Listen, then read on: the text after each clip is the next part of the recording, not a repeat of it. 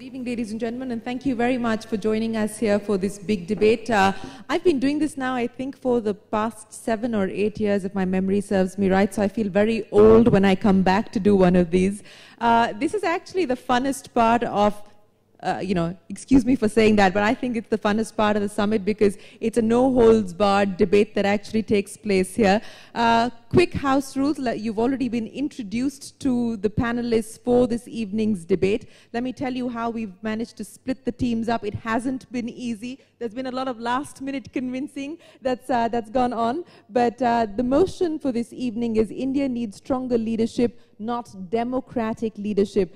Again, there were attempts to make last-minute changes of changing the motion, but we've decided to stick with it. So the motion for this evening is India needs stronger leadership, not democratic leadership. For the motion, Kaval Sibal, the captain of the team that's going for the motion, Sitaram Yechuri and Surjit Bhalla. The team that's against the motion, headed by the formidable Bibek Debroy and Mr. Nanavati and Smriti Irani, are on the team that is against the motion.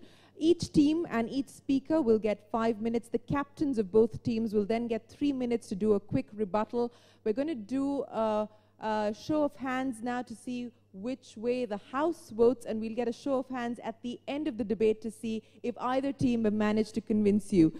So, quick show of hands. I'm going to repeat the motion. India needs stronger leadership, not democratic leadership. Those for the motion, please raise your hands. So I think a majority, the House votes in favor of the motion.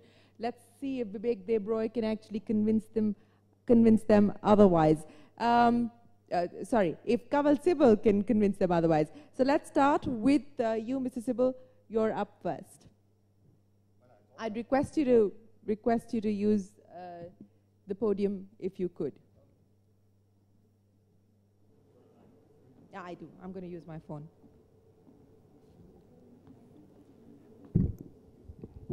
Well, I thought that with all those hands raised, we had already won the debate. No? Let me say that the title of the debate, the subject of the debate, should be clearly understood. We are not saying that India needs dictatorship and not democracy. We are saying India needs strong leadership. So it should not be an assumption that in a democracy, you can't have strong leadership.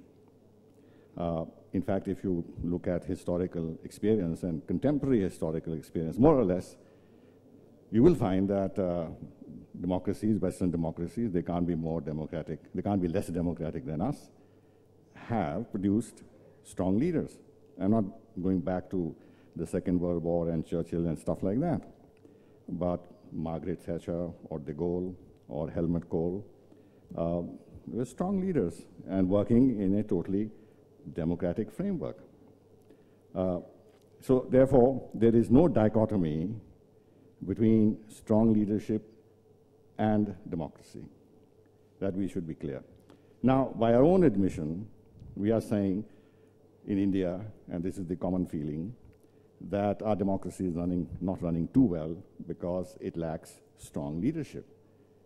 And our leaders are themselves admitting. And they're giving this fact and are giving reasons why they're not able to perform. Because basically what does strong leadership means? It means performance. And if all of us are today agreed that India is not properly governed or is badly governed or is misgoverned, is it because of democracy or is it because of lack of strong leadership?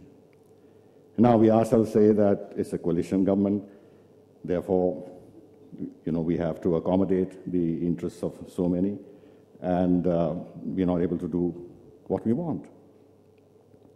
Has that something to do with democracy per se, or has it something to do with the way we run our democracy?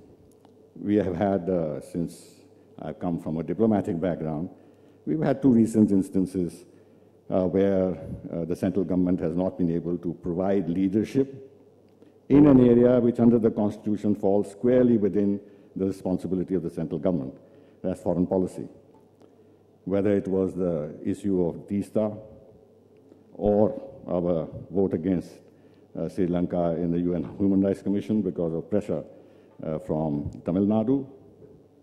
is a clear example where, notwithstanding clarity in terms of what our interests are and what we should do in terms of our international responsibilities, and the great advantages we can gain in terms of relationship with key neighbors, we compromised our convictions and our good sense and our own interests, and we did exactly contrary to what should have been done.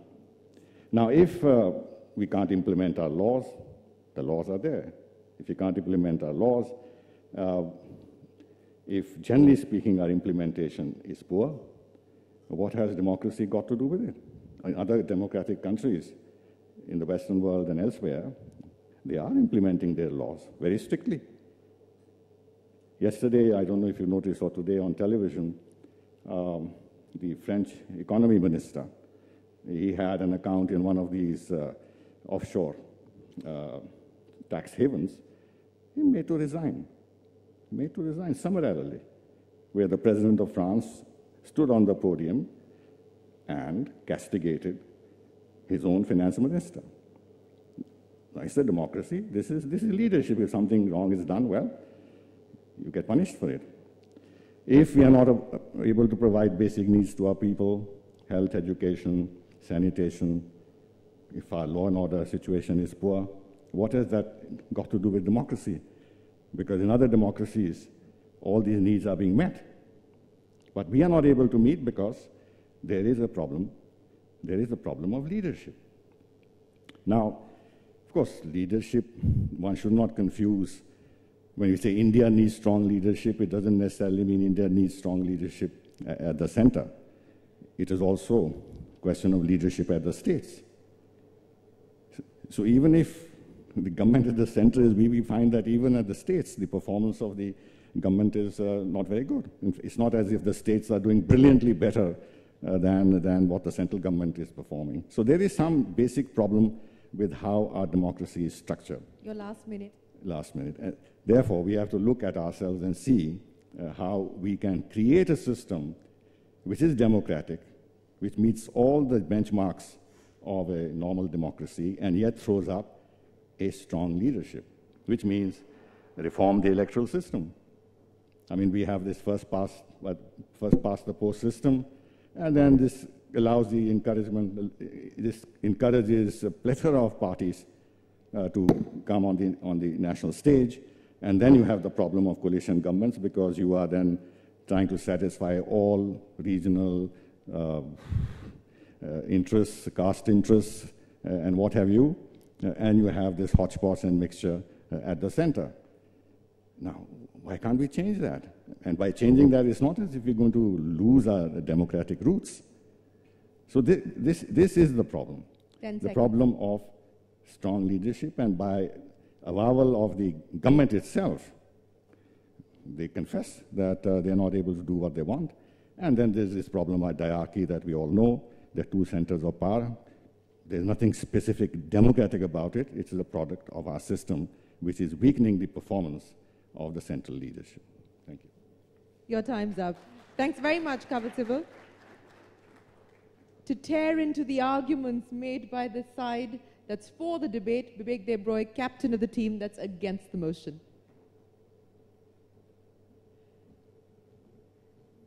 And your time starts now. Ladies and gentlemen, members of the House, the classic test of a diplomat is that you don't know, regardless of whether he is Italian or otherwise, you don't know what he has said or she has said. Waffle a bit on the one hand, on the other hand, I run out of hands. I honestly have no idea what Mr. Sibal has said and on what side of the motion he's speaking. A motion in a debate is a motion.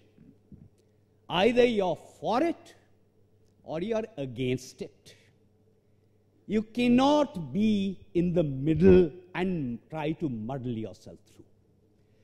The motion in front of us is very, very clear. India needs strong leadership, not democratic leadership. If you're for the motion, you have to be for the motion in its entirety. It is not good enough to say, I want strong leadership and I want democracy. That's not the motion. You were told that there was a delay in sorting things out. Why was there a delay? Let me come out with the truth. There was a delay not because of the three of us who were very clear that we were against the motion. The delay and the confusion was caused by these three who wanted to change sides. No, that's not fair. I have to step in here. That's not fair. And no. One of them, as the moderator, I'm going to have to step in. They were actually told to come prepared to be against the motion, so it's not their fault. I must step in and clarify that. Vivek Deproy, you can continue now. and one of them who was supposed to speak for the motion has actually run away. Look at these. Have Mr. Sibal and Surjit Bhalla ever stood for elections? The answer is no. Will they win if they stand for elections? The answer is no. So obviously they don't believe in democracy. I'm appalled at Sitaram Yechuri being on that side. He goes and advises the Nepalese to believe in democracy and comes here and decides to speak against democracy. I have to step in. I have to step in once again. No. I'm going to have to step in once again. To be fair to Mr. Yechuri, he was pretty much pushed into this corner, pushed into this team. So, Vivek Deproy, you're being unfair now. I'm taking away 10 points and 2 minutes from your time. Democracy is not just about electoral politics at the level of the union and the level of the states. Democracy is also about the third tier of governance. If you go around the country today and ask men and women about the benefits of democracy, about the tremendous social empowerment it has brought, I'm not necessarily talking about economic empowerment, you'll get the answer. Democracy, I'm not even going to give the classic cliched quote from Churchill. Democracy is the best system that exists because the alternative is far worse. Your last minute. Democracy is a bit like oxygen. As long as it is around, you don't appreciate its value. When it is taken away, as it was during the emergency, you realize how important it is. When these gentlemen on the other side point to the warts and blemishes, as they will no doubt do, all of that underlines the case for strengthening the institutions of democracy. Not a single thing that they will say will be an argument against democracy. Had we been in a country that was not democratic, we would not have been debating this today. At the end of the debate, and even now ask 10 yourselves, seconds. Would you like to live in North Korea? So far as the three of us are concerned, the answer is no.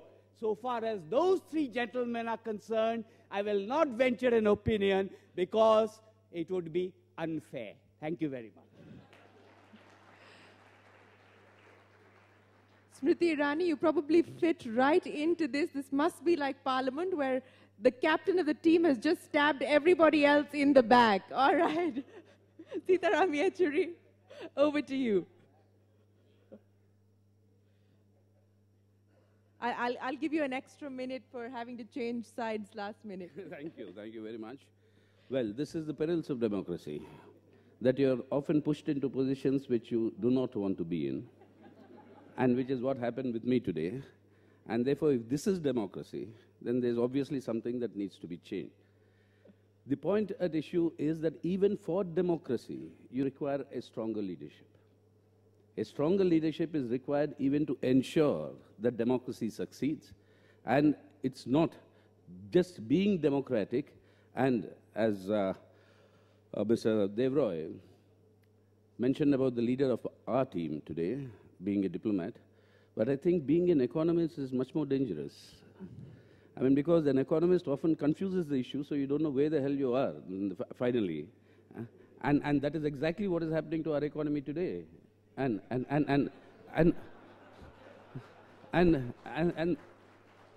therefore, I'm not surprised that he confused between Churchill and Lincoln.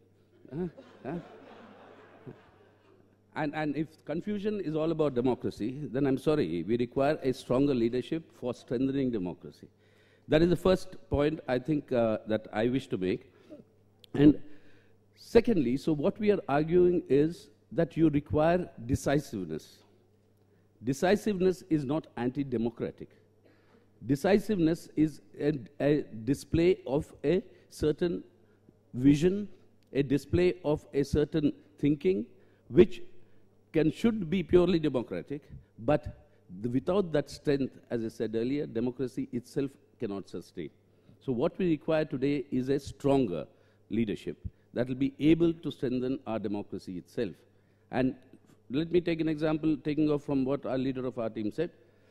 Stronger leadership is required in order to change your democratic structure. Consider one point, not one government in India, central government in India, has ever got the support of more than 50% of the people who voted. Forget 50% of the population. Rajiv Gandhi came closest with about 42%, but not a single government got a majority of those who voted.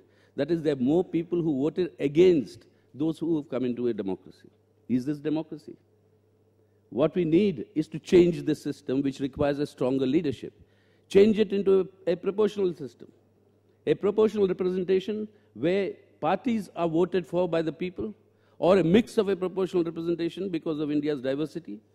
Club your 542 constituencies into half, have 2 votes for each individual, and 1 for the party and 1 for the individual who's contesting, and thereby only those who can get more than 50% of the people's support of those who voted can form a government, and any coalition that will come as a result of that will not be a coalition like what you see today, where within 24 hours things keep changing.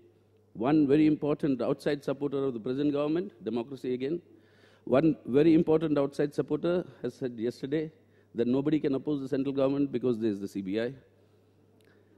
24 hours earlier, he said there will be early elections. 24 hours earlier, he said that his party will not withdraw support from the government.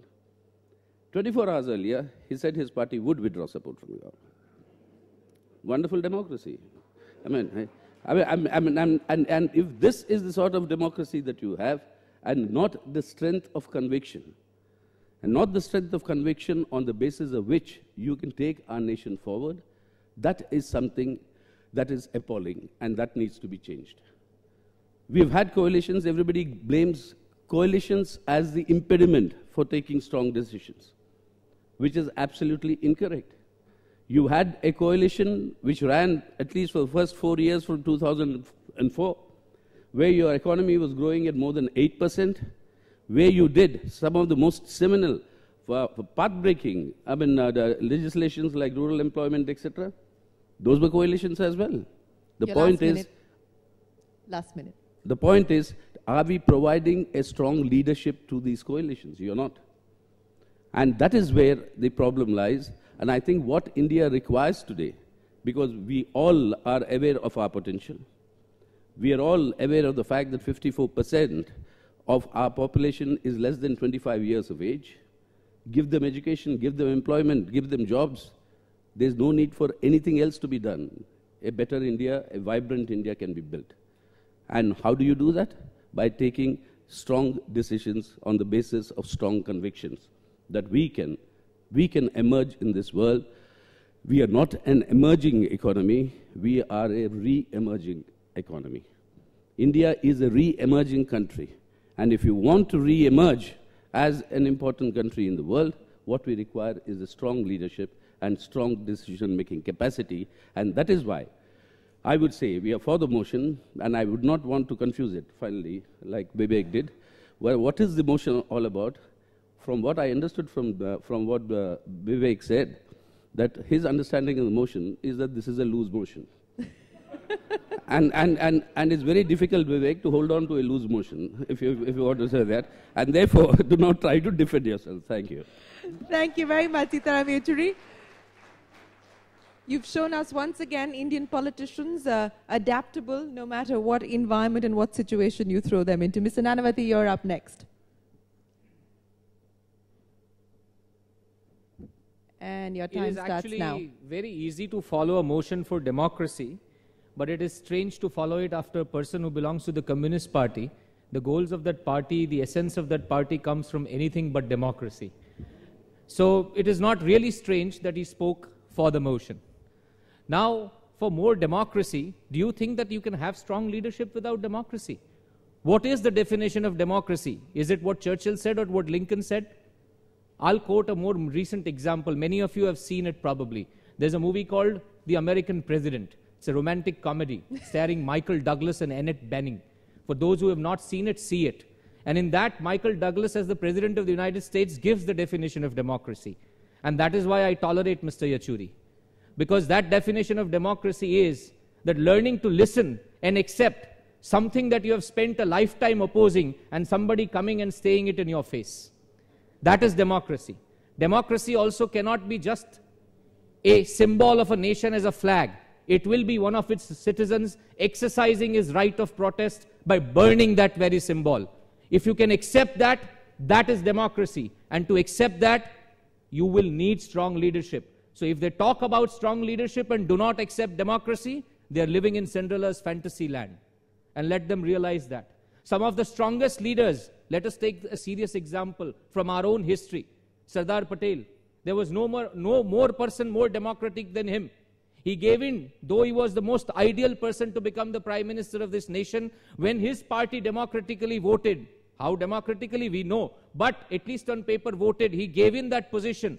And yet he took the strongest decisions.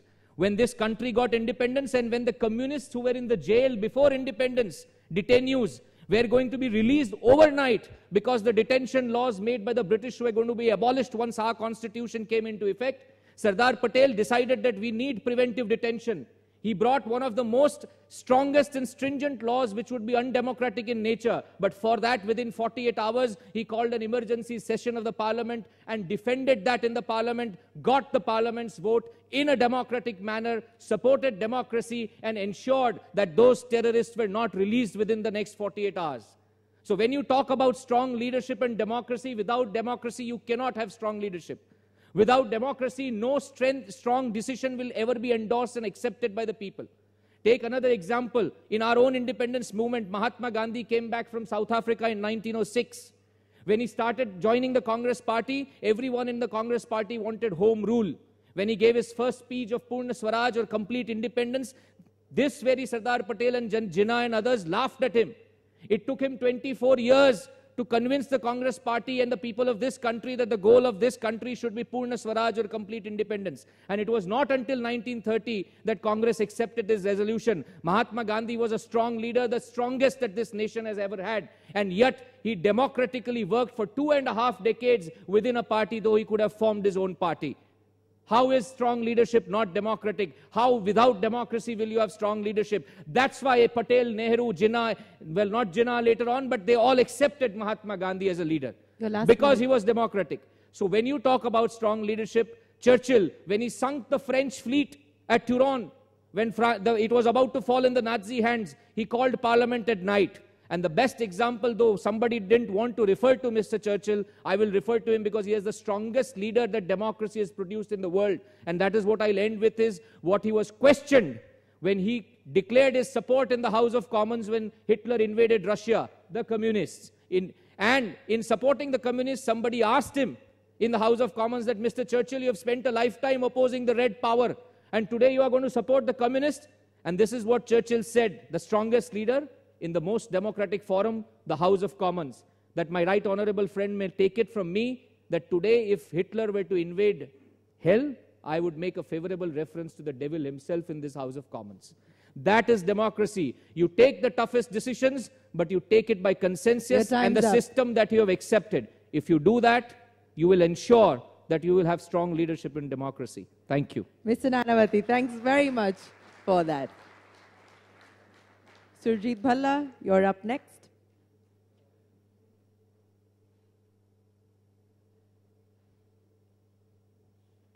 And your time starts now. You know, I wasn't confused, so let me be quite clear. I am for the motion, against the motion, whatever. Yes. So, okay. Now, you know, my worthy opponent just said something like the following, and I think I'm quoting right. Without democracy, you cannot have strong leadership. And I would say, with democracy, you cannot have leadership. So therefore, you've got to choose. Now, the key phrase in the motion is India needs strong leadership, not democratic leadership. The leadership is the key word over here. So, you know, if you read the dictionary, if you try and understand the meaning of the word leadership, it has a very positive meaning. That is, a leadership is something you look up to, something you admire, something you agree with. Democracy, on the other hand, you know, kumsi kumsa, some of this and some of that. And, you know, part of, if you will, if one looks at democracy, what is democracy? As we commonly understand, at least in India, it's Aam Aadmi leadership. Now, the problem, by definition, the reason the Aam Aadmi is because he or she, Aam Audat, is not capable of leadership. That is why it's Aam. Because you can't have 1.25 billion leaders. So that's the whole problem with coming out and saying we want, if you will, democracy. And then you can look at the Aam Aadmi leadership that India has had for the last 9 years, etc., and make up your own mind. But the fact remains that it is leadership all of us are after. And if you will, the strong is not such an important component of leadership. Strong is just there to emphasize that the leadership is actually leading from the front. Second, there is, if you will, if you want to look at historical experiences, you will see that there is leadership from strength and there's leadership from weakness. And what you will often find is that the leadership from weakness stems from, if you will, democracies. Because from leadership from strength really comes about from a non-democratic, broadly defined non-democratic. We're not talking about Hitler or whatever over here. We're talking about forms of government. And you can look at Lee Kuan Yew, and you can look at, I guess there aren't that many non-democratic good leaders, but we'll leave that for another time. Okay, last point. What we want is, and what all of us want, whether in India or in, one other definition of, if you will, leadership that is, or democratic leadership that doesn't quite deliver. And actually, there are more and more of these. If you do an exercise of the growth rates in the world over the last 30, 40 years, what you find is it's not democracy that, if you will, is associated with growth, but it is freedom. And in particular, it is economic freedom that is associated with growth. So and this is growth, inequality, better equality, etc. All the inclusive stuff really comes about from economic freedom. And my worthy opponents haven't really talked about that that is the main, if you will, component of leadership across the world, across countries, across time, that this has happened. So, to conclude, all of us want freedom from tyranny. And tyranny means that people do not enjoy the fruits of leadership, do not enjoy the fruits of growth, and which most often comes about when there is an effective leader. All you've got to do is to look at the various countries in the world, from Venezuela to India, and find out that when there is no leadership, it doesn't really matter whether it is democracy or not, the country suffers. Therefore, I think it's just an easy call. What we want, and I'm sure my opponents want, is strong leadership. Thank you. Thank you, Surjit Bhalla. Smriti Irani, you have the floor.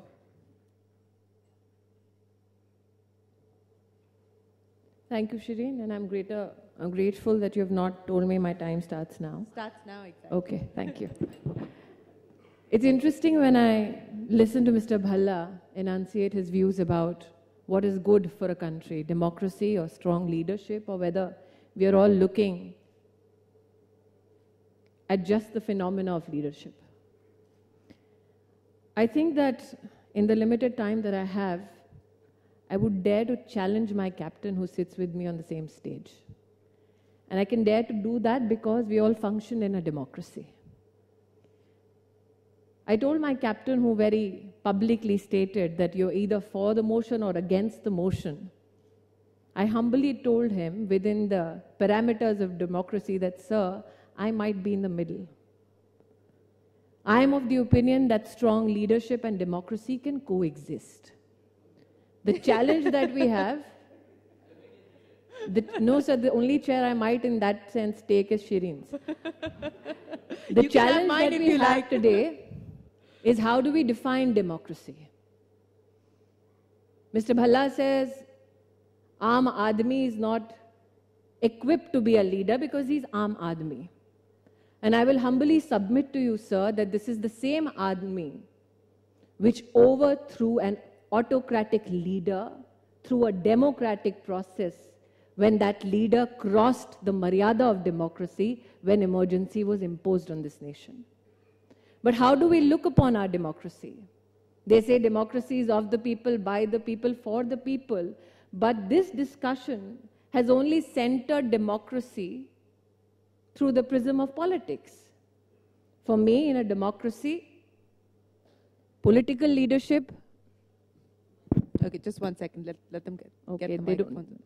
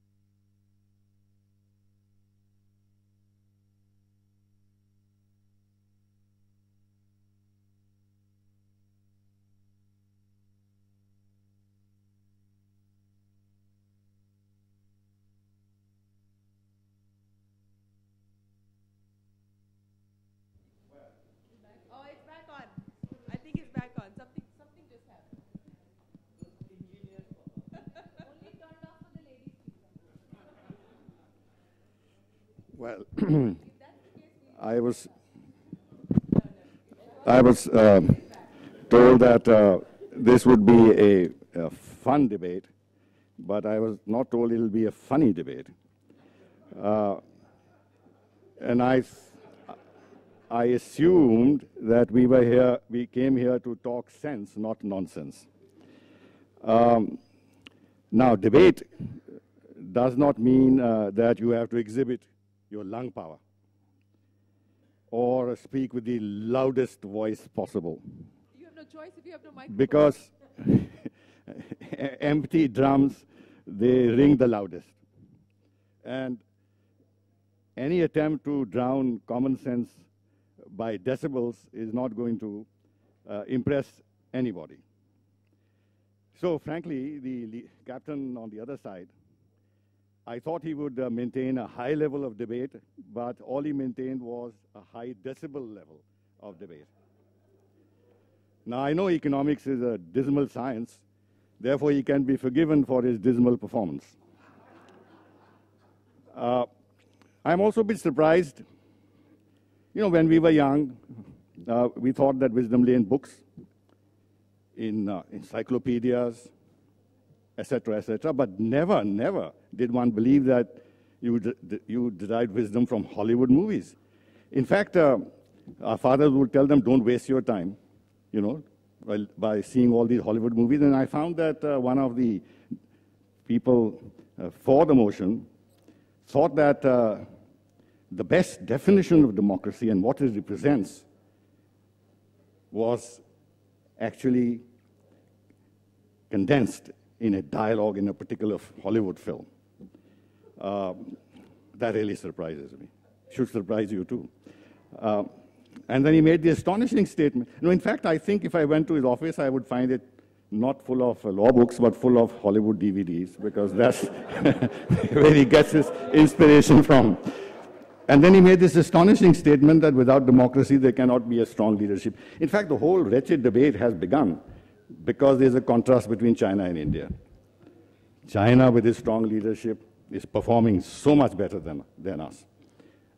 I think, although China is the third largest country in the world, it doesn't figure on the map of Mr. Nanavati because he said, without democracy, you can't have strong leadership. And he's given some old, tired examples of Patel, Churchill, and this and that. Please give us today's examples. Relate your debate to what is happening now. Now, I must also take up issue, although I'm proud of our democracy in a certain sense, but on a more serious note. I think our political classes and others are deluding themselves if they believe that Indian democracy is held in great esteem abroad. It is not a fact. In fact, others feel that our democracy has become dysfunctional. We cannot put our act together. We are too bogged down by our internal problems, and therefore, we are not rising as a power. There's so much sympathy for us all over the world. They want to help us, genuinely, even if their self-interest is involved, because they see India as a huge balancing factor in global equations, and they want to strengthen our democracy. But unless we learn to help ourselves, they will not be able to help us. Our human development indices are so poor. And finally, the captain on the other side said, I can't win an election. I hope he doesn't, because we already have an economist prime minister, and we know the kind of leadership he's providing.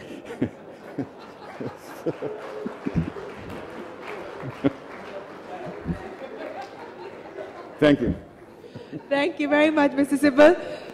Vivek Debroy, your 3 minutes for rebuttal, and I'm going to actually change the rules for just this particular session because we've had trouble with the microphone and so on and so forth, and we've had last-minute changes of people having to find themselves in teams that they were not supposed to be in. So I'll give Smriti Irani and Sitaram Yechuri a minute each at the end, but your time starts now. Members of the House, you've heard a lot of garbage from the other side, and I'm not going to get into Sitaram's confusion about loose motion, diarrhea, logorrhea. It may surprise him to know that Winston Churchill has also said things about democracy. you have heard just 3 serious arguments. So let me state them up front for you, and you decide whether you buy any of these 3 arguments. One is the very, very patronizing remark made by Surjit Bhalla, to which someone on our side also reacted. This very patronizing attitude about the Aam Aadmi does not know. Do you buy that?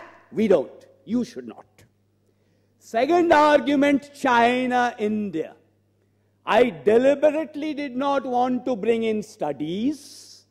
I thought Surjit would. Surjit did not, because he knew what the studies would say. That if you do cross-country analysis, you will find that for every non-democratic country that does economically well, there are 5 others that don't.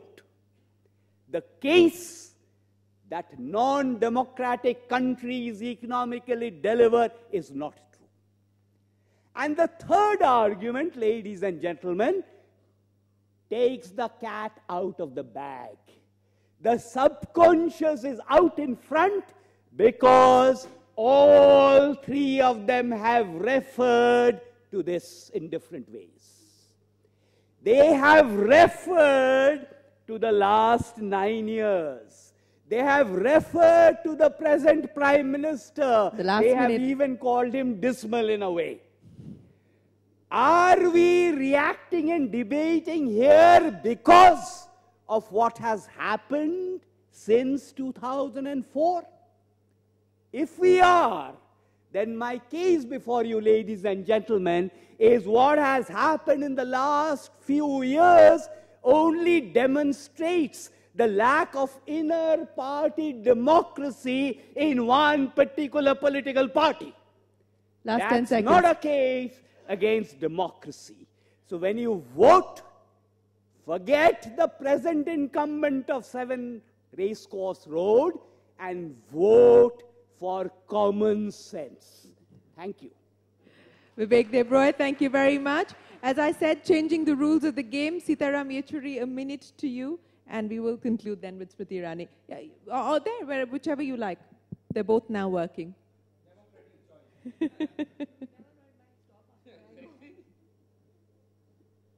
I'm not taking chances. I'll speak before Smriti because the mic may go away again. So that's... No, I just came up to say that since references were made to the communists and the communist parties and to all of this, and try to show as though it is anti-democratic. Now, for heaven's sake, I'm not going into histories, I'm not going into anything else, but remember, in India, in the Indian context, as it should be, you cannot, and it is the President of India, Shankar Dayal Sharma, who on record on the 50th anniversary of the Quit India movement, who actually put on record the democratic role of the Indian communists in evolving modern India. So for heaven's sake, do not get into a debate on issues of prejudices. Get into a debate on the basis of the actual experiences that you're finding here. And in that actual experiences, yes, in this democracy, we've also tolerated the assassins of Mahatma Gandhi. In this democracy, we have also tolerated the assassins of Indira Gandhi and Rajiv Gandhi. But what is required is a strong leadership in order to ensure that this doesn't repeat itself. And that is the argument that has to be put forward. So therefore, my 1 minute that I've requested Shireen to give me, and I'm grateful that she did, is only to set on record the fact that let us debate on the merits and principles, not on the basis of your prejudices. Thank you. Thank you, Sitaram Yechuri. Smriti Irani, finally you get the microphone. And your 1 minute starts now. No, I'm grateful, Shireen, that you've made this one provision for me to speak, and Mr. Yechuri very rightly pointed out that you should not take chances before I speak, since the mic has a habit of switching off when I come to the podium. लेकिन येचुरी साहब, हम गुजरात वाले हैं, अक्सर दिल्ली आते हैं तो हमारी आवाज़ को दबाने का कई लोग प्रयास करते हैं. फिर भी जो कहना है वो हम बोल कर ही जाते हैं यहाँ से. और आज I will just highlight one thing that Mr. Sibal said, जो एक हिंदुस्तानी होने के नाते मुझे चुभी. आपने कहा कि भारत के लोकतंत्र का विश्व में मजाक उड़ाया जाता है। मैं आपसे कहना चाहूंगी कि भारत का लोकतंत्र आज जिस भी दौर से गुजर रहा है, like my team captain says, it's not democracy that has failed, it is a government. So please do not feel that democracy needs to be thrown out just because this government is not working. And lastly, ladies and gentlemen, I think at the end of the day, what is democracy defined by? Democracy is defined by giving even the aam admi the opportunity to become a leader. We all discuss the absence of democracy in a party which is in power at the center right now. But at the same time, we all celebrate, whether we agree or disagree in this country, a leader who was born, a leader who was born in a poor family in Gujarat, who belongs to an OBC family, Shireen, but has never used his caste as a ticket to an office. And that leader being Narendra Bhai, sorry I'm again saying this, that leader being Narendra Bhai has said, don't judge me on the basis of my caste, don't judge me on the basis of my political ideology, judge me how as a leader in an office, whether I deliver on the promise of development, whether I deliver on the promise of democracy. And I feel at the end of the day, irrespective of whether we are for the motion, against the motion, as Indians we will say that this democracy has survived even the absence of a strong leader because it knows that 2014 is around the corner where this democracy will get an opportunity to decide which kind of leader will lead it in the future. Thank you. Smriti Irani. Okay, ladies and gentlemen, you've heard both sides. A big round of applause to all our panelists here, our debaters here, for what has been an exciting session. But we started with a show of hands, and the majority was in favor of the team and in favor of the motion that India needs stronger leadership, not democratic leadership. It's now time for the verdict post the debate. I'm going to request all of you for a quick show of hands as well. Again, India needs stronger leadership, not democratic leadership. Those for the motion, please raise your hands. I think the ayes have it, the ayes have it, the ayes have it. No? No? Division? Division? All right. So those against the motion, can you raise your hands, please? It's a split verdict. It's a split verdict. What can I say? The audience is as confused. So, congratulations to both captains on winning this debate. It's a split verdict, so you could take back the victory to both our teams. Yes, why don't you put another question? Okay, what? India needs a strong democratic leadership. A strong democratic leadership. And there's consensus in the audience, consensus on the panel. Both teams have joined hands on this. That's the beauty of a strong democracy. Ladies and gentlemen, thanks very much for joining us here this evening. Thanks very much.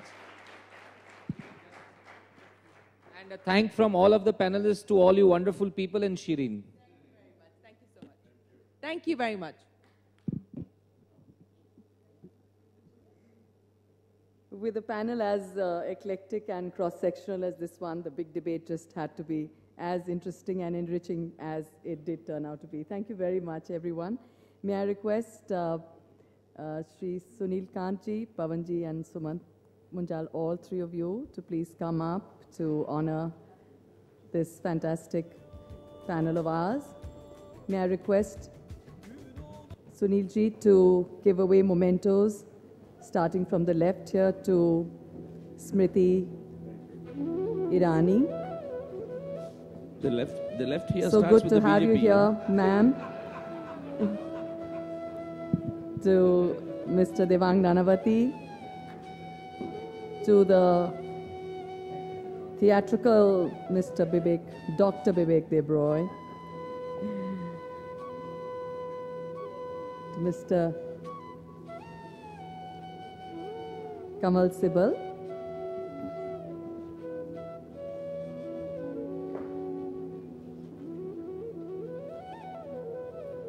to Mr. Sitaram Yechuri.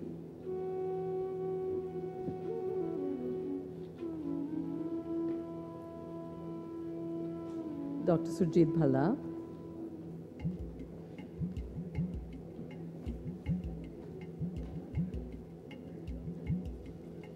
And to Shireen Bhan. Can we have a loud round of applause for this fantastic panel?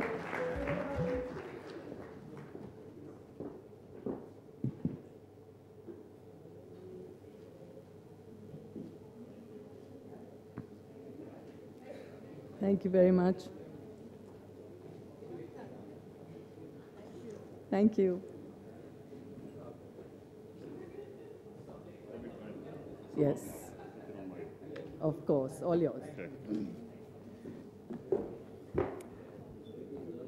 Ladies and gentlemen, let me try and sum up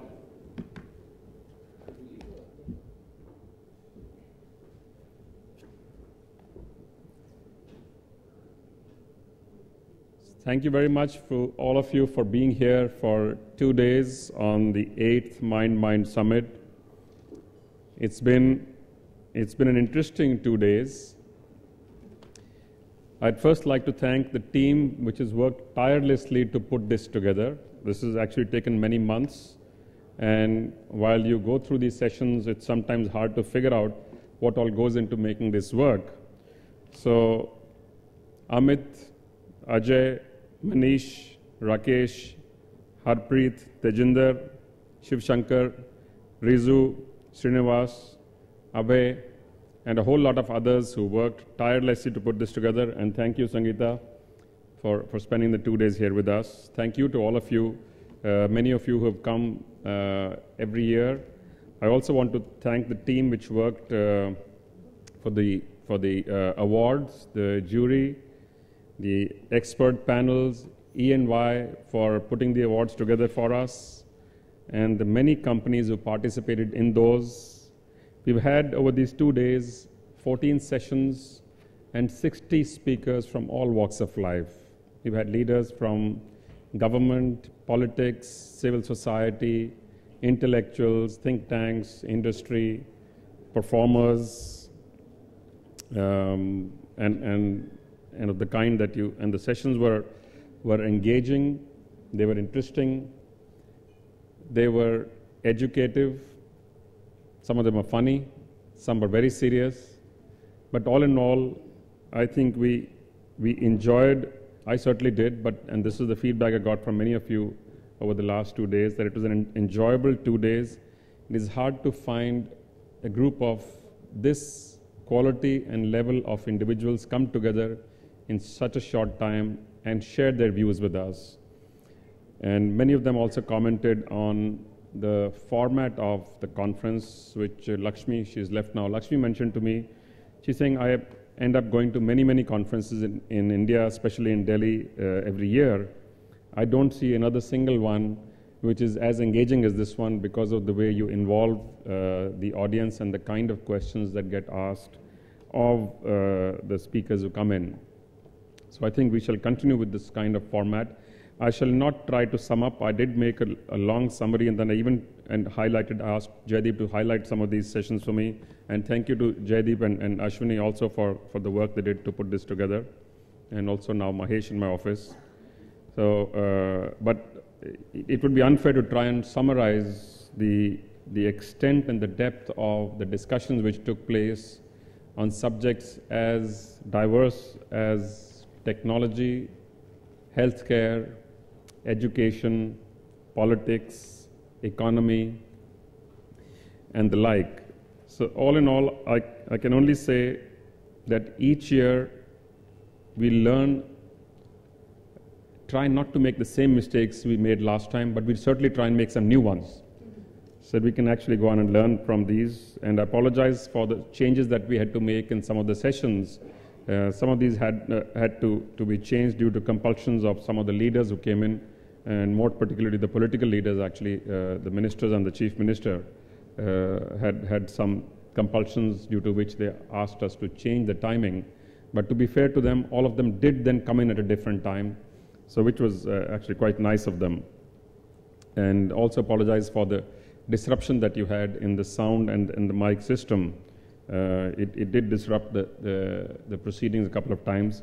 But all in all, I think this was a small disruption considering all of the interesting sessions that we got and the insights we got into individuals like the CM Haryana, like Nandan Nilekani, Montek, and these are people who we appreciate. We see them very often on TV, on some of these sessions in Parliament, etc. But it's good to be able to up close meet with them, talk to them, interact with them, and which was the reason we actually also raised some personal issues with them, to also try and understand them as people, as individuals. What are they really like? What actually goes through their minds when they look at big policy issues? Because don't forget, at the end of the day, it's all about people. It is all and only about people, which is also why we introduced yesterday the new initiative that we as a group are taking now in setting up the new university, because we think this is our contribution both to building the nation and also building the society, and as is the initiative of Mindmine, the think tank. And we will feed this back into the system.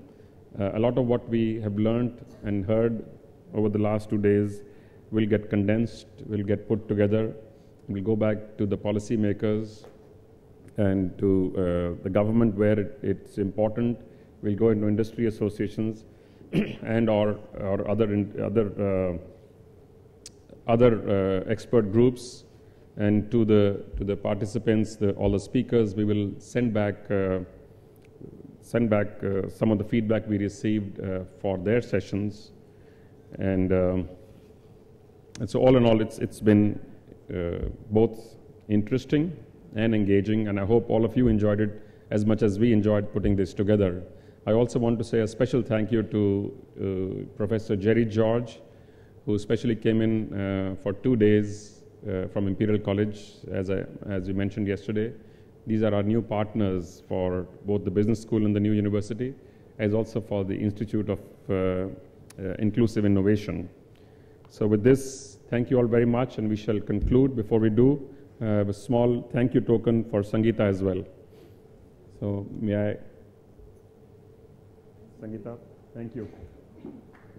And thank you to all of us. Thank you.